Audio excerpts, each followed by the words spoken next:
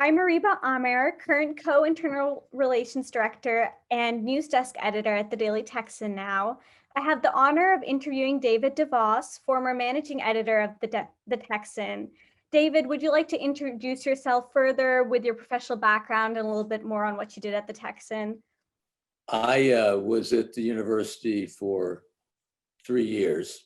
The Texan had a budget that would allow you to do serious stories. I wasn't doing, feature stories on teaching assistants. I mean, one of the stories there was to go down to the Rio Grande Valley because this was the period when Cesar Chavez was organizing farm workers. So I went down there to talk to farm workers and talking to the people who owned the farms. And it was a serious story, that the same type that you would do for the Dallas Morning News or the Houston Chronicle. It's easier to get hired by a serious publication if you can show them serious stories. And I don't think I would have had that opportunity in most other schools that I could have afforded to go to. If you're really young and you're trying to establish a reputation, you want to go to a place where things are happening, be that Detroit or Saigon. So until I got blown up in Vietnam, I was having a great time. I was accompanying a company of Vietnamese Marines into a place called An Loc, which was on the Cambodian border and was surrounded by Viet Cong. And so instead of just a simple walk across an open field, mortars started to come in. One of the Vietnamese was killed, another one was seriously wounded. I was seriously wounded, although I didn't know it till later because of the concussion. And so I got helicoptered back to Saigon and eventually had 4 operations to put myself back together, and eventually went back to Vietnam. 10 years later, I went to An Loc because I was determined to get into this town that I never got into the first time. And I went there and I met the mayor and we started talking, and it turns out that he was a Viet Cong guerrilla. On that day I tried to get into the town, and was the guy who was raining down the mortars.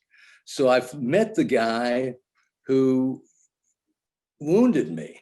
You might think we would embrace and say, bygones be bygones, we're all friends now. It didn't go that way. I says, well, you didn't kill me. And he says, well, I wish I had killed you. We wished each other a long life. But that was the best we could muster. So I went from Bosnia to East Timor, and then to Afghanistan, then Iraq, a couple of tours in Iraq, which I loved. I'd spent all my time in North America and Asia, and in Central America, South America as well as a journalist. But I'd never been to the Islamic world. And this was a chance to go there and really get to know a different culture. And it was just tremendous. I mean, I loved the Middle East, the different societies and their different view of the world, and how the militant Muslim terrorists were such a tiny, tiny fraction of the people there. And so I'm glad that happened. Keep writing. Write stories that are serious. Push to write those kind of stories, and push to get published. If you're try to be a baseball player, you have to go to places that will let you play. And that's the same thing about journalism. If you want to be a journalist, you go to places that let you write and are going to publish you, and just keep trying to go from one place to the other and keep going to bigger places, more important places, places that have bigger budgets, not only to pay you a bigger salary, but also to give you expense money to do more significant stories. Fortunately, you have all of that in Texas. I think it's a great time to be a student if you're at the University of Texas.